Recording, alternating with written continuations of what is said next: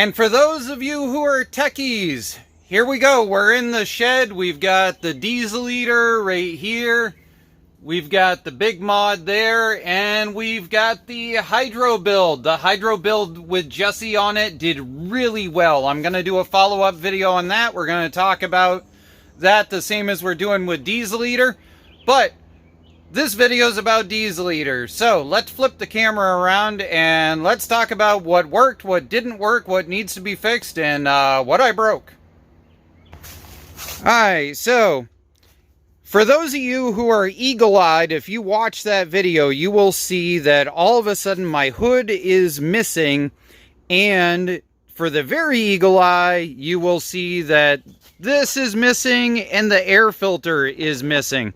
That's because while we were testing this, my friends and I ended up discovering that if we ripped it so it was wide open, this thing absolutely took off quite a bit harder. And so you'll see the smoke plume that is coming out in certain parts of the video is black almost all the time. And that's when this is off and I'm just running it totally wide open. This is something I also started doing on custom build machines, is on the air intake. I started writing what size belt that they currently are using, and just something I'm passing along because people ask why there's a number written there on some of my other builds. So the hood is gone, the intake is gone, and this thing becomes a wheelie monster with the extra opening of horsepower. So what are these on the back? These are actually Jessie's tires off of her bouncer build. They are 26, 10, 12s, but they are rounded over. I have them running way higher PSI than they need. And that's because I want the contact patch that is out here to be as small as possible for takeoff. I didn't want it to just grip in and bog the motor. I wanted it to grip just enough and then go for it. So at this point, my giant wheelie that you saw at the beginning of the video, I broke the seat and broke the seat. I broke my mounts that were under the seat. I broke my wheelie bar on the very first wheelie and had to pay attention after that. But I figured the camera mount would probably go and catch me if I really put it, you know, thing over tea kettle. Where we're going to go from here. The entire day, I ended up actually, after the first race, having my Hulkman booster pack hidden in underneath where the gas tank is. And the reason being is because the 420 cranking amp battery that's underneath there, I fried. These diesels take a ton of amperage to go and kick over cranking amps. So what we're going to do is we're going to rip that 420 cranking amp battery out of there. And my friend Mark, the ghost of YouTube, is going to pick me up a 500cc or better car battery today. And we're going to mount it right here. And we're going to make a really solid mount right there so that hopefully we can get this thing to quit the wheelie brigade. Because every time I wheelie it and I go up as high as I was going and everything, I end up losing momentum because I have to let off and bring it back down. And then I got to get this thing spinning back up, and that just does not work. Now, I'm in a big debate as far as the pulley on the transmission is concerned. What you can't see right now with the hood on is that right now I have a 10-inch pulley on here. When I originally built this, I built it with the ability to have a 12-inch pulley on the front. And I'm currently in a major debate, and I'd love you guys down in the comments, the techie gurus and stuff, to throw me out your thoughts on this. Am I better off to go a bigger front pulley, wait in the front to make sure that everything stays planted off the line, and leave the rear pulley stock? Am I better off to just try to make a bigger front pulley and leave this stock?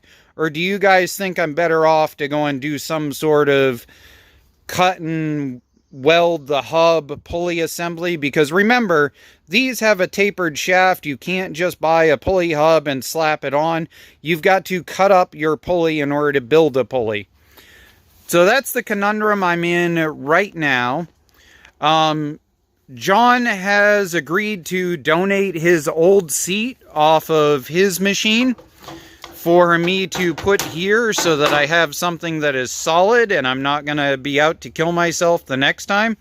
This rear fender is not the original fender for the machine. The original's right there. I didn't destroy it. This fender is actually a GT6000 fender from a Kohler series GT. And you can tell it's a GT6000 because of that hole right there.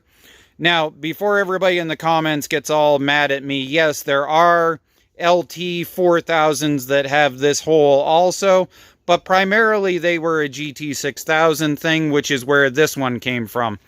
If you want to know whether it came off of an LT4 or a 6000, the 6000 came with the lights, the reflectors, I mean.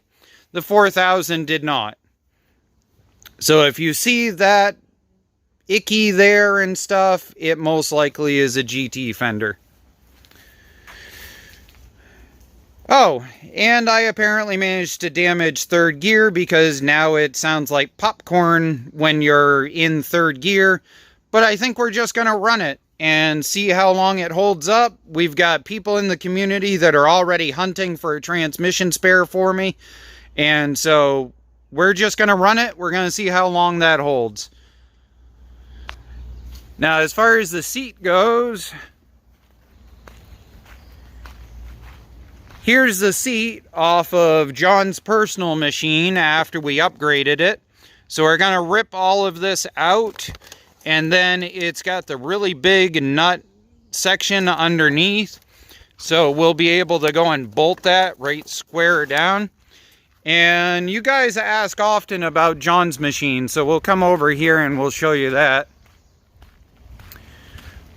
Over on Redneck Computer Geek channel, we'll probably be talking about this power wheel that we just picked up the other day and how we hot wired it.